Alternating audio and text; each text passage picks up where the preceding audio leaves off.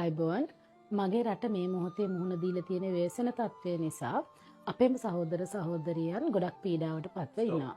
ඉතින් මේ මොහොතේ මම සහ නුවන්ස එකතු වෙලා පළමු අදියර විදියට පීඩාවටපත් අපේම සහෝදර සහෝදරියන්ට සහනයක් වෙන්න හිතුවා. අපි මේ වැඩේ කරගෙන යද්දී ලංකාව තුළ ජීවත් වෙන මගේ හිතවත් ජපන් ජාතිකයන් කොහොමද මේ අවස්ථාවට සහභාගී වෙන්නේ කියලාත් මගෙන් ඇහුවා.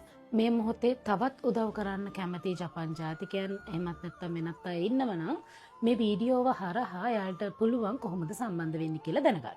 皆様ご存知通り、現在スリランカでは自然災害の被害でたくさん人たちが困っています。被害に遭った人たちが乾燥食品、水、医薬品などが必要となっています。もちろんスリランカ人みんなも自分ができる限りいろいろ提供し支援を行っています。スリランカに住んでいる他の日本人の方でも協力していただける方がいらっしゃいましたら、災害支援センターにできるものを提供していただけたら助かります。よろしくお願いいたします。තව දෙයක් මෙවර උසස් පෙළ විභාගයේ දින නියමයක් නොමැතිව කල් ගිහින් තියෙනවා. නෝට්ස් නැති වෙච්ච දරුවන්, නෝට්ස් හොයාගන්න බැරි දරුවන් මාව සම්බන්ධ කරගන්න මගේ පැත්තෙන් එයාලට දෙන්න පුළුවන් උපරිම උදව්වක් මම දෙන්න බලාපොරොත්තු වෙනවා.